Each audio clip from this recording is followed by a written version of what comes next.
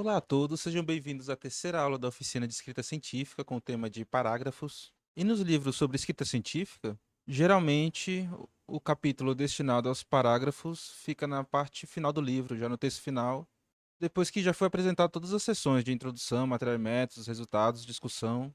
E eu nunca entendi muito bem o porquê os autores preferem essa organização, visto que o parágrafo é a unidade fundamental de um texto. Então, sem enrolação, vamos começar. O roteiro de hoje vai ser apenas sobre os parágrafos. E essa é a estrutura de um artigo, em que você tem o paper, né, o artigo completo.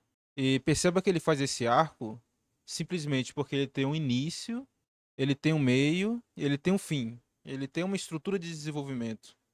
Mas o mais importante de perceber aqui é que as subseções de um artigo, ele também tem essa mesma estrutura básica. Então nós temos as seções que fazem o seu próprio arco de desenvolvimento com início, meio e fim. E aqui, quais são as seções de um artigo? É introdução, material e métodos, resultados e discussão. Então, essas seções, elas também têm essa estrutura de desenvolvimento. E dentro das seções, existem os parágrafos. E os parágrafos, eles também fazem esse arco, eles também têm essa estrutura de um começo, de um meio e de um fim. E se você for analisar, até mesmo as sentenças, elas também têm uma estrutura de começo, meio e fim.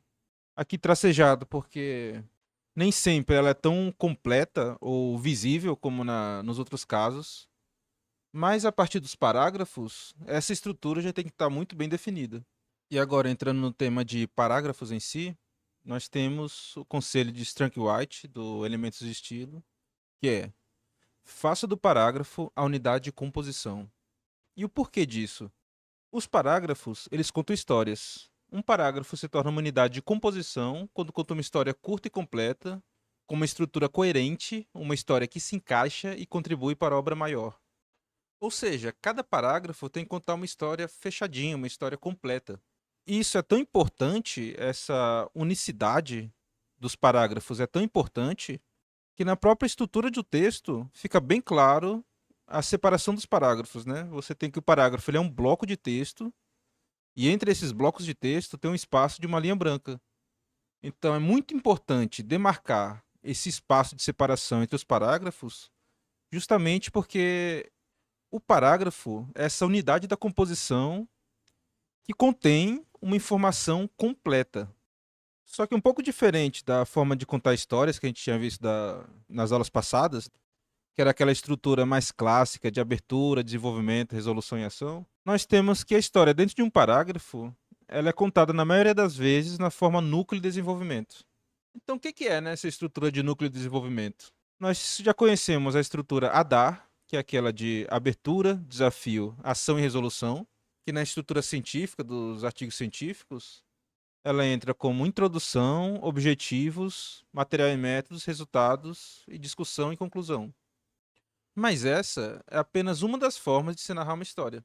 Na verdade, tem uma outra forma que é bastante utilizada, que a gente já está bastante familiarizado com ela, justamente porque ela é muito utilizada por repórteres, por jornalistas em noticiários, que é essa estrutura conhecida como pirâmide invertida, ou então, como a gente vai utilizar durante essas aulas, como núcleo e desenvolvimento.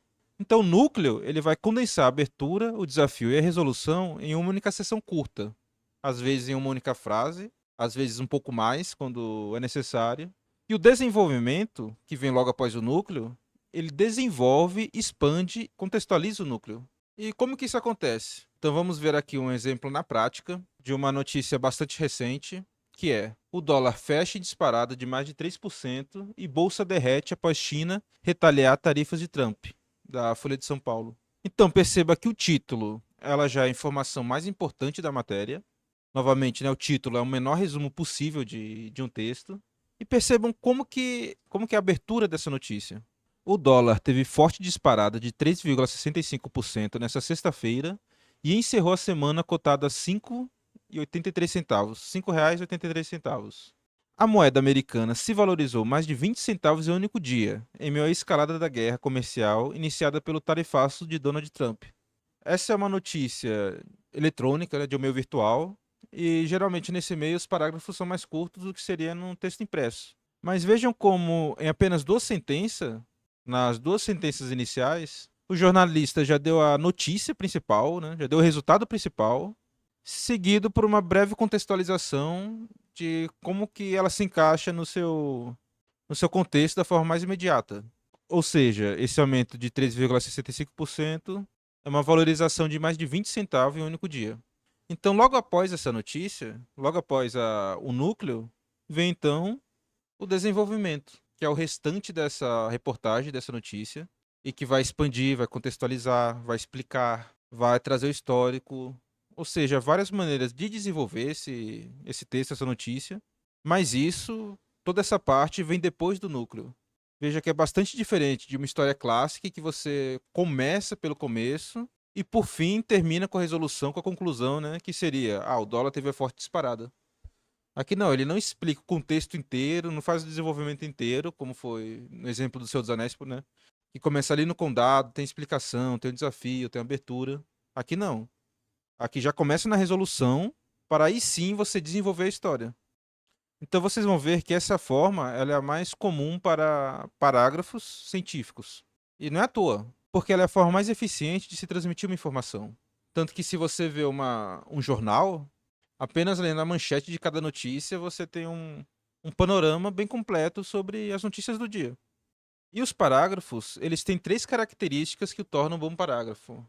A primeira é que ele é monotemático, a segunda, ele é coerente e terceiro, ele é distinto. E o que significa então ser monotemático? Lembre-se que cada parágrafo conta uma história completa. Ou seja, cada parágrafo tem apenas um tema. E a estrutura do parágrafo é muito importante para ele ser monotemático. Nós temos que o começo e o fim de um parágrafo são posições-chave. O começo, que é o núcleo, sintetiza, define ou inicia o tema do parágrafo e o final conclui o tema. Então, nós temos aqui o núcleo, né, declarando claramente a ideia central do parágrafo, tem todo o desenvolvimento, e ao final do desenvolvimento é necessário concluir a ideia do parágrafo, fechar esse tema. E essa estrutura de declarar claramente a ideia central do parágrafo logo no começo, ela é muito confortável para o leitor. É como você iniciar uma viagem já sabendo qual é o destino.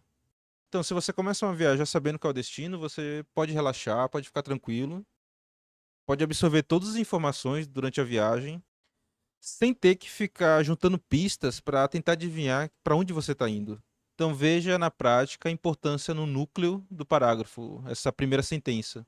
Nós temos que, às vezes, esse núcleo, o início, vai sintetizar o parágrafo.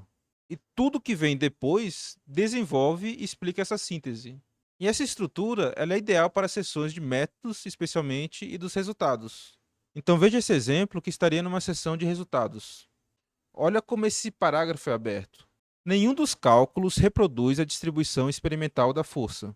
Então, assim como a notícia do dólar que subiu 3,64 no dia, aqui, no começo do parágrafo, a gente já tem claramente qual é o resultado final. Nenhum dos cálculos reproduziu a distribuição experimental da força. Então, os diferentes cálculos, esses dois que são discutidos, né, que não conseguiram reproduzir essa distribuição da força, é esse GX PF1A e o KB3G. Então, veja, ele primeiro falou o resultado, já deixou bem claro qual é o resultado, e a partir de então ele vai explicando, ele vai desenvolvendo esse parágrafo, explicando os pormenores do porquê que esses dois cálculos eles não reproduziram essa distribuição experimental.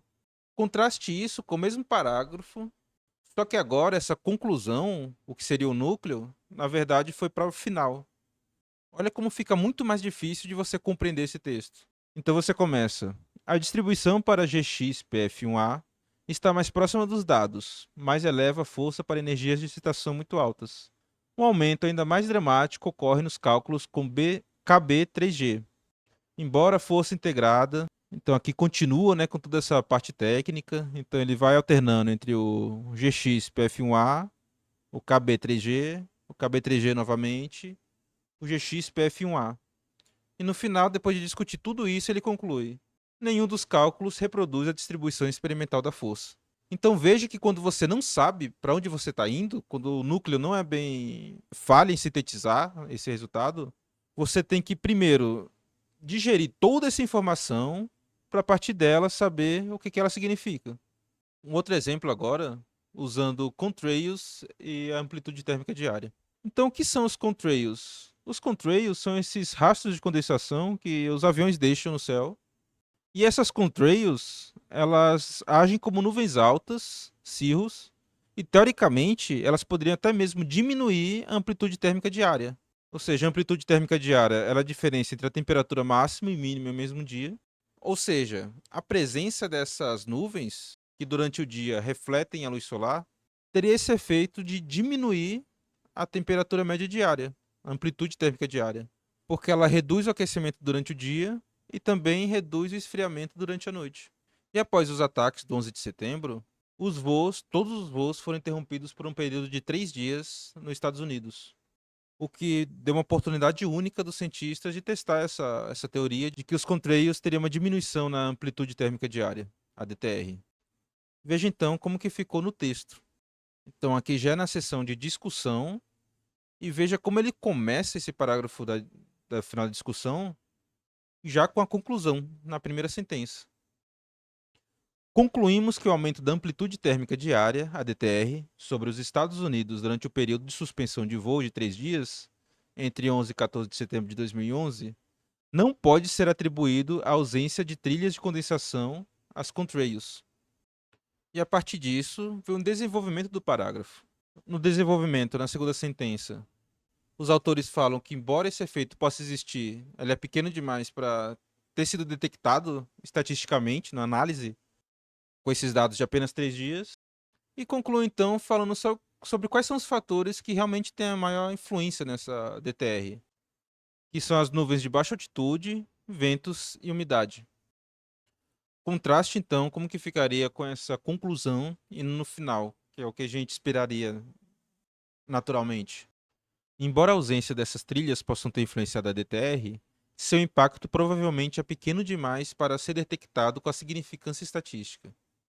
As variações na cobertura de nuvens altas, incluindo as trilhas de condensação e as nuvens cirros induzidas por ela, contribuem de forma fraca para as mudanças na amplitude térmica diária, a qual é determinada principalmente por nuvens de baixa altitude, ventos e umidade. Concluímos que o aumento da amplitude térmica diária, a DTR, sobre os Estados Unidos durante o período de suspensão de voos de 3 dias, entre 11 e 14 de setembro de 2011, não pode ser atribuído à ausência de trilhas de condensação, contrails. Então perceba que a gente tem que digerir, tem que lidar com toda essa carga de informação para então isso ser sintetizado no final. E a conclusão, a resolução, ela precisa estar sempre no começo do parágrafo? Não. Em alguns casos, a resolução está no fim, mas ainda assim a abertura precisa contextualizar o tema. Então vejam esse exemplo. Com a absorção de estrôncio pelos mamutes depende do ambiente geológico em que vivem, a razão isotópica de estrôncio pode ser utilizada para distinguir populações de mamutes. Ou seja, o estrôncio ocorre naturalmente nos ambientes e cada local tem uma razão isotópica de estrôncio diferente, que serve como assinatura do local. Então, conforme os mamutes vivem na área se alimentando das plantas, etc., eles incorporam parte desse estrôncio e a partir então da razão isotópica dessas duas formas, você pode distinguir de onde aquela população de mamute vivia. Pode fazer essa correlação entre o estrôncio do ambiente e do mamute. Então veja o exemplo. Se os mamutes das grandes planícies realizassem rotineiramente migrações de longas distâncias, então os mamutes em todos os sítios cloves desse estudo deveriam apresentar razões de estrôncio semelhantes. No entanto, os mamutes de dente exibem razões de estrôncio distintas daqueles observados em mamutes de Blackwater, Draw e Miami, demonstrando que os mamutes de dente pertenciam a uma população diferente. Assim, concluímos que os mamutes das grandes planícies não migravam regularmente entre o norte do Colorado e o sul das altas planícies, regiões separadas por aproximadamente 600 quilômetros. Então percebam como que é a abertura desse parágrafo. Se os mamutes das grandes planícies realizassem rotineiramente migrações de longa distância, então os mamutes em todos os sítios cloves desse estudo deveriam apresentar razões de estrôncio semelhantes. No entanto, os mamutes de dente exibem razões de estrôncio distintas daquelas observadas em mamutes de Blackwater Draw e Miami, demonstrando que os mamutes de dente pertenciam a uma população diferente. Assim, concluímos que os mamutes das grandes planícies não migravam regularmente entre o norte do Colorado e o sul das altas planícies, regiões separadas por aproximadamente 600 quilômetros. Ou seja, na primeira sentença, eles deixam muito claro qual que é a hipótese. Na segunda sentença, eles falam o resultado do estudo. E no terceiro, a resolução ou conclusão baseado diretamente nos resultados. Ou seja, se os mamutes eles realizassem migrações, eles teriam as razões de estronço semelhantes, porque estariam bagunçados, né? Mas não, eles possuem razões distintas que indicam que eles viviam em ambientes distintos. Então ele poderia aqui fazer como nos outros casos e já começar concluindo que não há essa diferença, de que não há indicativo para essa migração para depois desenvolver. Mas por que que ele não fez isso? Por uma questão de clareza. Veja que ele conseguiu organizar esse parágrafo de tal forma que ficou muito claro entender o raciocínio por trás da hipótese, do que foi conseguido e dos resultados. Então, qual que é a estrutura de você carregar a resolução no começo ou no final? É escolha. Mas para a grande maioria dos casos, o núcleo já fazer a síntese do resultado é mais indicado. Mas no final o que vai decidir é com qual forma você consegue deixar a ideia mais clara. E continuando com as três características de um bom parágrafo, nós temos que a segunda é que ele é coerente. O parágrafo precisa apresentar o conteúdo em uma ordem lógica, em que cada ideia se conecta com a próxima. Um parágrafo bem organizado é disposto de modo a fornecer ao leitor uma estrutura mental na qual possa encaixar todas as informações que o parágrafo oferece. E existem duas técnicas principais que podem ser utilizadas para alcançar esse objetivo. A primeira, a gente já estava abordando bastante sobre ela, que é sinalizar a ideia na frase núcleo. E a segunda, que a gente vai abordar agora, é adotar um esquema organizacional padrão. Um exemplo de estrutura que é bastante comum, especialmente em livro didático, mas com certeza vocês já viram em vários locais, é apresentar os personagens na ordem que serão explicados. Por exemplo, por exemplo, ligações duplas entre carbono e oxigênio ocorrem em cetonas, ácidos carboxílicos e estéreis, mas essas classes diferem nos grupos ligados ao carbono carbonílico. Nas cetonas, nos ácidos carboxílicos, nos estéreis. Então veja que ele apresentou na ordem as três classes que serão tratadas no parágrafo, que são as cetonas, os ácidos carboxílicos e estéreis, e já indicou que elas diferem, né? Diferem nos grupos ligados ao carbono carbonílico. Então, a partir dessa frase núcleo, você já sabe que ele vai desenvolver como que as cetonas, os ácidos carboxílicos e os estéreis se diferem nesses grupos. Ou seja, essa estrutura já deixa bastante claro como a informação está organizada. Fica muito mais fácil de você absorver essa informação e até mesmo, se for necessário, você consultar. Porque você consegue localizar no texto facilmente essas informações. E existem estruturas que são tão comuns que o leitor ele já as esperam ou o escritor mesmo reproduz elas, mesmo que seja inconscientemente. Aqui nós estamos falando de organizações de parágrafos, mas algumas dessas dicas servem tanto para sessões como às vezes até para o artigo inteiro. Vocês vão ver que as boas práticas de escrita, elas funcionam em diferentes escalas. Então, para organizar um parágrafo, nós temos primeiro a organização espacial temporal, que vai funcionar muito bem especialmente em descrições. Por exemplo, analisar uma seção estratigráfica de baixo para cima, ou um procedimento experimental do início ao fim. Do geral ao específico, quando começa com um tópico amplo e vai se afunilando nos detalhes. Essa estrutura é eficaz especialmente em introduções, que se afunila do mais amplo até os objetivos específicos do estudo. Do específico ao geral, que é quando inverte o esquema anterior, partindo dos detalhes até chegar a uma conclusão mais ampla, que é eficaz em discussões. Do menos ao mais importante, que vai construindo a argumentação até o ponto principal, que aparece em destaque no final. Do familiar ao desconhecido, inicia em terreno conhecido e avança para o novo. Por exemplo, se você está lidando com alguma teoria ecológica. Então talvez seja mais interessante você começar com o que já se sabe sobre ela, para então entrar nas partes que ainda estão incertas e que você vai abordar. Do simples ao complexo, quando apresenta primeiro os itens mais simples, antes de abordar os mais complexos. Por exemplo, apresentar as regras antes das exceções, os casos simples antes dos modelos complexos, do certo ao incerto. Afirmações controversas são mais compreensíveis quando fundamentados em material já estabelecido. Ou seja, se você vai lidar com algo que é incerto na literatura, é bom começar a introduzir aquele tema que já é conhecido, para as pessoas entenderem qual que é a problemática que você está tratando. Apresente o conhecimento convencional antes de apontar suas limitações ou propor um novo modelo. E uma outra coisa para dar essa coerência ao parágrafo é utilizar a repetição da estrutura gramatical, das sentenças, da forma verbal e também dos termos. E veja que o autor usa várias repetições. Repete a estrutura gramatical das sentenças. Nós medimos a atividade enzimática na presença de inibidor em um ensaio in vitro. Primeiro, purificamos a enzima em um gradiente de sacarose. Em seguida, adicionamos 0,1 micromols de enzimas purificada a cada poço de uma placa de 96 poços e acrescentamos 0,1 micromol de inibidor à metade dos poços. Incubamos as placas a 37 graus por 30 minutos e, então, adicionamos 0,1 ou 1 micromol de substrato a cada poço. Por fim, avaliamos a atividade enzimática por espectrofotometria. Percebam que essas sentenças são bem simples e seguem a mesma estrutura. Vou destacar esses pontos.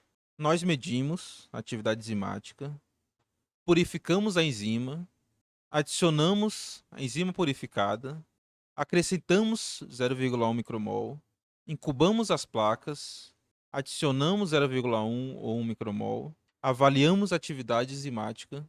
Ou seja, essa repetição cria um passo a passo que é muito lógico de seguir.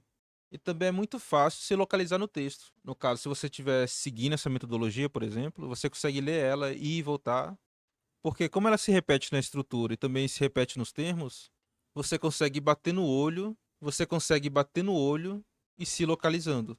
E assim como a estrutura se repete, os termos também se repetem. Então, atividade enzimática, inibidor, enzima, enzima purificada, poços, poço, atividade enzimática. Então, o autor usa essas repetições para dar uma coesão e para você entender exatamente a que cada coisa se refere, porque o mesmo termo é utilizado, então não há confusão. Então, perceba a diferença com a mesma versão escrita sem repetições e paralelismos e fora da ordem cronológica. Realizamos a medições de atividade enzimática sob a influência de um inibidor em um ensaio in vitro. Para isso, começamos purificando a enzima por meio de um gradiente de sacarose, começando por distribuir 0,1 mol de enzimas purificadas em cada um dos 96 poços de uma placa. Porém, em apenas metade foi adicionado 0,1 micromol do inibidor. Nós então acrescentamos 0,1 ou 1 micromol de substrato a cada poço, após incubar as placas a 37 graus por 30 minutos. Finalmente, aferimos a atividade enzimática via espectrofotometria. Então, perceba que não está um texto mal escrito, mas se a pessoa quer seguir essa metodologia, ela vai ter que ler as sentenças e raciocinar para entender o passo a passo. E veja que aqui ele colocou inclusive uma parte do passo a passo fora da ordem cronológica. Nós então acrescentamos 0,1 ou 1 micromol de substrato a cada poço após incubar as placas a 37 graus por 30 minutos. Ou seja, primeiro eles incubaram e depois eles acrescentaram. Então, retornando a essa imagem da primeira aula, nós temos que quando a metodologia ela é escrita de uma forma muito complexa, quem está seguindo pode ficar sem entender nada. Ou pelo menos vai ter que se debruçar sobre aquilo durante muito mais tempo do que seria necessário, né? E novamente, como saber quando eu devo fazer repetições, quando eu devo repetir a estrutura, quando eu devo repetir os termos, e quando que isso fica excessivo a ponto de deixar o texto muito tedioso ou maçante? Não tem uma regra. Cada texto é um texto, mas é sempre bom ter esses recursos à mão para quando você precisar, você ter essas ferramentas. Outra coisa muito importante para dar essa coesão nos parágrafos e entre as sentenças são as expressões de transição. As expressões de transição são palavras ou frases curtas que indicam de forma explícita a relação de uma frase com as anteriores. Elas podem ser adjetivos, advérbios, conjunções, preposições ou expressões que funcionem de uma dessas maneiras. Por exemplo, also, também, although, embora, as an example, como exemplo, because, porque, hence, portanto, however, entretanto ou contudo, in conclusion, em conclusão, next, em seguida, on the other hand, por outro lado, Similarly, de forma semelhante. Specifically, especificamente. That is, isto é. Then, então. Until then, até então. E aqui eu aconselho a vocês, especialmente quando estão lendo em inglês, entender muito bem o que significa essas expressões de transição. Porque quando a gente está lendo, às vezes é comum a gente pular uma outra frase, uma outra expressão que a gente não conhece e pegando pelo contexto. Mas no caso dessas palavras, elas são bem chaves, porque elas contextualizam e explicam quais são a relação entre as sentenças e qual é a relação entre a informação de cada sentença. Então veja que sem esses elementos de coesão, o texto vira apenas uma lista de fatos. Por exemplo, sem eles. A lava da erupção de 1998 era mais rica em metais do que as das erupções de 1983 ou 1977. A lava de 1998 era mais densa e menos rica em CO2. Os volumes de material ejetado eram muito semelhantes. Não podemos rejeitar a hipótese de que as erupções sejam impulsionadas pelo enchimento periódico de uma única câmara magmática. Agora, já com esses elementos, fica claro qual que é a ligação entre um fato desse e outro, ou por que que o autor colocou eles nessa sequência, e por que está nessa sequência, e o que ele quer transmitir. A lava da erupção de 1998 era mais rica em metais do que as das erupções de 1983 ou 1977. Além disso, a lava de 1998 era mais densa e menos rica em CO2. Apesar dessas diferenças, os volumes de material ejetados eram muito semelhantes. Como resultado, não podemos rejeitar a hipótese de que as erupções sejam impulsionadas pelo enchimento periódico de uma única câmara magmática. Então agora nós sabemos as ligações entre esses fatos que estavam dispostos nas sentenças. E por último, como a última característica entre as três características de bom parágrafo, é que ele é distinto. Então os parágrafos, eles devem ser distintos e autônomos, cada um com seu próprio foco e desenvolvimento completo do tema. Mesmo que lide com o mesmo tema, cada parágrafo deve oferecer pelo menos uma nova perspectiva.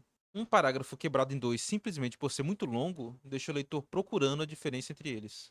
Ou seja, cada parágrafo deve contar uma história única. Se dois parágrafos estão contando a mesma história, ou estão abordando o mesmo tema de uma mesma maneira, o texto está redundante. Então, provavelmente seria melhor condensar isso em um único parágrafo, ou mesmo apagar um deles, já que está dando a mesma informação. Por outro lado, se a informação que tem ali é muito curta para caber um parágrafo completo, talvez essa informação deveria ser incorporada em um outro parágrafo, ou então você deve procurar expandir de alguma forma essas informações. Então, os parágrafos devem ser autônomos, eles devem ter autonomia para parar em pé com as próprias pernas, mas isso não quer dizer que eles são completamente independentes. Então, os parágrafos, especialmente dentro de uma mesma seção, eles são ligados entre si. Um passa a bola para o outro. Eles devem se conectar e construir juntos o argumento maior do texto, mas ainda assim precisam ser autônomos. As conexões entre parágrafos devem ser equilibradas. Então, cada parágrafo, então você deve ser capaz de entender a mensagem principal do parágrafo sem ter que recorrer ao parágrafo anterior. E começos de parágrafo, núcleos ruins de parágrafos, são parágrafos que fazem citações diretas ao parágrafo anterior, sem dar o contexto. Ou seja, para você entender, começar a entender o parágrafo, você precisa ler pelo menos o final do parágrafo anterior. Por exemplo, exemplos de começos ruins. Apesar do resultado, fica claro que, apesar de qual resultado? Por exemplo, os trilobites do Devoniano, exemplo de quê? Então, começos melhores para esses parágrafos poderia ser, por exemplo, apesar da diferença entre os experimentos replicados, permanece claro que, ou seja, veja que é o mesma informação desse primeiro caso, mas agora ele tem informação completa. Então você não precisa fazer essa volta para o parágrafo anterior. E também, os trilobitas do Devoniano fornecem um bom exemplo de uma linhagem em declínio. Ou seja, agora a gente até sabe do que o outro parágrafo estava se referindo, né? Então, um parágrafo anterior a esse estava falando sobre linhagens e declínios do Devoniano e que iria introduzir os trilobitas no parágrafo seguinte. E agora, parando de falar sobre os parágrafos em si e falando sobre organização dos parágrafos em seções. Nós temos que todas as técnicas que ajudam a construir sentenças em parágrafos coerentes também pode ajudar a construir parágrafos em seções coerentes. Então, assim como os parágrafos, as seções elas fluem bem quando os parágrafos são organizados de forma espacial e temporal, do menos ao mais importante, do mais simples ao mais complexo e assim por diante. Na estrutura, a repetição de palavras também favorece a coerência geral. Então, nós falamos do paralelismo e da repetição de palavras dentro de um parágrafo, mas ela também pode ser utilizada entre parágrafos, especialmente o paralelismo. Como? Manter a mesma ordem de parágrafos entre seções cria esse paralelismo, importante na escrita científica. A consistência na ordem ajuda o leitor a seguir o raciocínio com base nas expectativas formadas anteriormente. Seções como métodos, resultados e discussão frequentemente contêm parágrafos análogos. Voltando para a estrutura do artigo completo, que tem a abertura, a introdução, o desafio, o objetivo, a ação, que é o material, métodos e resultados, e a resolução, que é a discussão e a conclusão. Como que ficaria então o paralelismo nesse caso? Ele funciona quando os parágrafos eles têm a mesma função em paralelo nas diferentes seções. Digamos que um artigo ele tenha dois experimentos principais, o experimento um e o 2.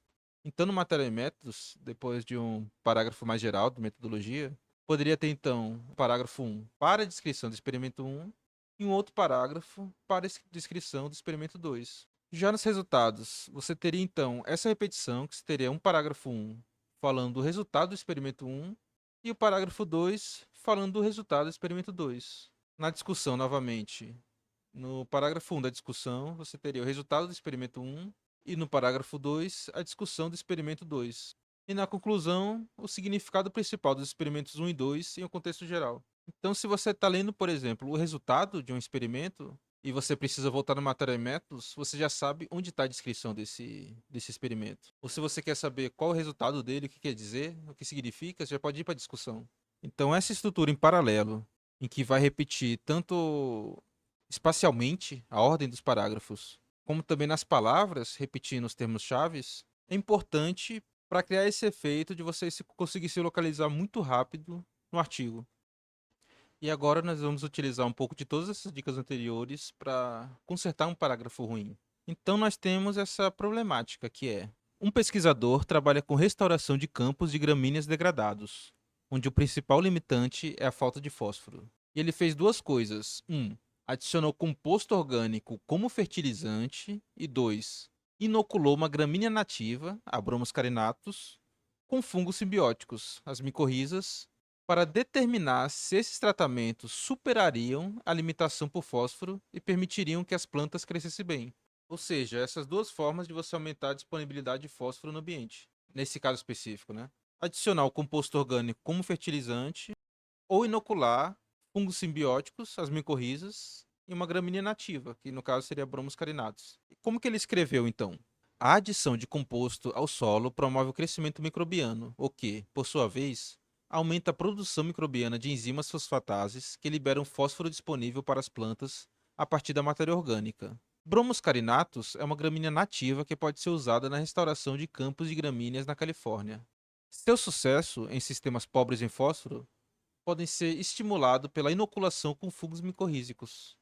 No entanto, os efeitos da inoculação micorrízica de Bromus carinatus na absorção de fósforo ainda não foram avaliados. Então, qual que é o tema desse parágrafo e qual é a sua estrutura? É o ADAR, que é abertura, desenvolvimento, ação e resolução, é núcleo de desenvolvimento. Nós vemos que ele não tem aquele núcleo, aquela sentença tópico que abre o parágrafo contextualizando o que ele significa.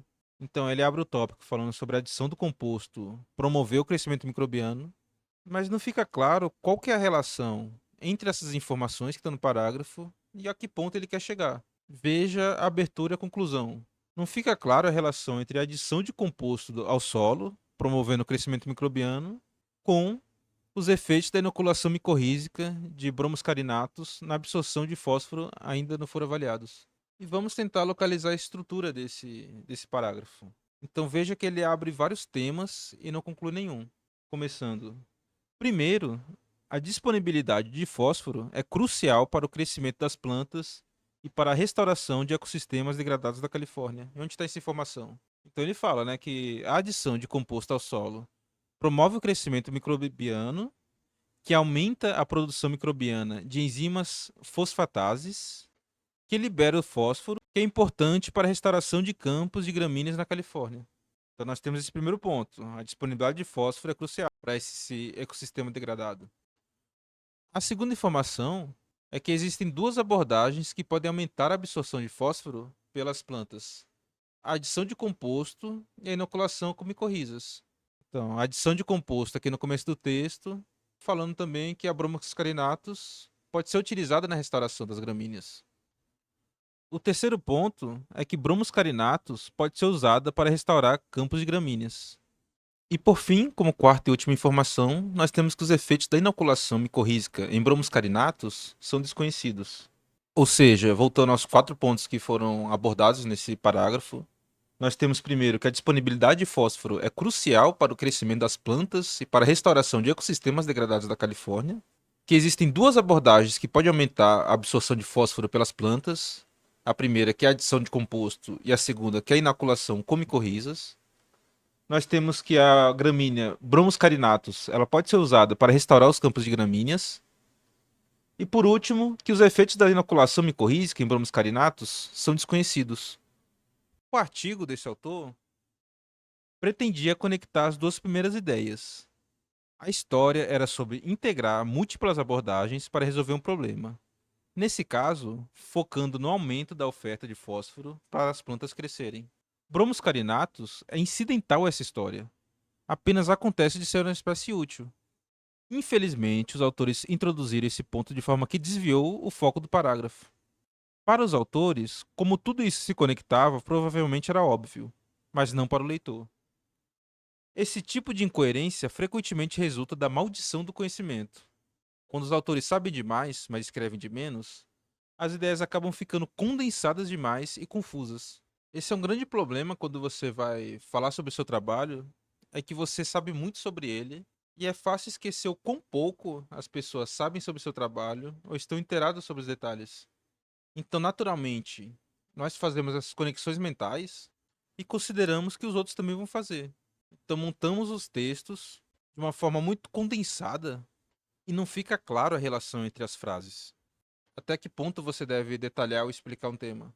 Então, até por isso é muito importante pessoas fora da sua equipe revisar o seu texto. Por exemplo, que se você tem colaboradores que estão no mesmo artigo, às vezes até os seus colaboradores não vão conseguir te indicar os pontos que precisam de maior clareza, justamente por eles já saberem tão bem aquele trabalho que para eles tudo fica claro. De início, para consertar esse parágrafo, vejo que ele estava tão condensado que foi necessário então construir dois novos parágrafos para que cada um abordasse apenas um tema. Nós temos então a abertura. Restaurar campos de gramíneas degradados na Califórnia requer um suprimento adequado de fósforo para sustentar o crescimento das plantas. Então agora nós temos uma sentença tópico que enquadra qual é o problema, qual é a questão. E ele então continua. Duas propostas, duas abordagens de manejo foram propostas para alcançar isto: a adição de composto orgânico e a inoculação de gramíneas com fungos micorrízicos. No entanto, ainda não está claro qual dessas abordagens é mais eficaz para aumentar a absorção de fósforo e a promover a restauração. É possível que elas atuem de forma sinergética, ou seja, há duas abordagens possíveis, não sabemos a relação entre elas, e é possível até mesmo que tenha atuação de forma sinergética. Ou seja, que o efeito das duas em conjunto é maior do que das partes separadas. E ele continua. O composto não apenas adiciona fósforo orgânico ao solo, mas também estimula micro-organismos que produzem enzimas fosfatases, aumentando assim a liberação de fósforo. A absorção de fósforo pelas plantas, por outro lado, pode ser estimulada pela inoculação com fungos micorrízicos. E aqui de novo paralelismo, né? Ele começou falando de compostos orgânicos e de inoculação de gramíneas depois. Então ele fala de composto primeiro e da absorção de fósforo por plantas inoculadas depois, mantendo esse paralelismo de sempre manter a mesma ordem dos assuntos abordados. Bromus carinatus é uma gramínea nativa que pode ser útil na restauração de campos de gramíneas degradados na Califórnia, pois cresce amplamente por todo o estado e tolera condições adversas. Se for suprida com fósforo suficiente, ela se estabelece bem e inicia o processo de restauração. A questão, no entanto, é qual abordagem de aumento da oferta de fósforo funcionará melhor com essa espécie, ou se ambas são necessárias. Agora então, cada parágrafo é único, é coerente, são autônomos. Nesse parágrafo, então, fica claro o que é necessário para restaurar os campos de gramíneas degradados na Califórnia, que é um suplemento adequado de fósforo, e encerra desenvolvendo as duas abordagens para se fazer isso. Enquanto que o segundo parágrafo apresenta o personagem da história, que é a Bromus carinatus, que é uma gramínea nativa, que se tiver fósforo suficiente, se estabelece bem e inicia o processo de restauração. E já sabendo agora a importância disso no primeiro parágrafo, a questão do trabalho é então introduzida. A questão, no entanto, é qual abordagem de aumento de oferta de fósforo funcionar melhor com essa espécie, ou se ambas são necessárias.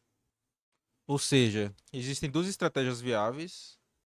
Pode ser utilizada a primeira, pode ser utilizada a segunda, ou quem sabe as duas em conjunto, se elas tiverem efeitos sinergéticos.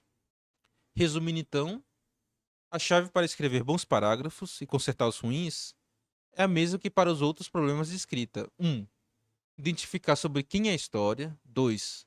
Qual é o seu ponto principal. E 3. Onde você deve apresentá-lo.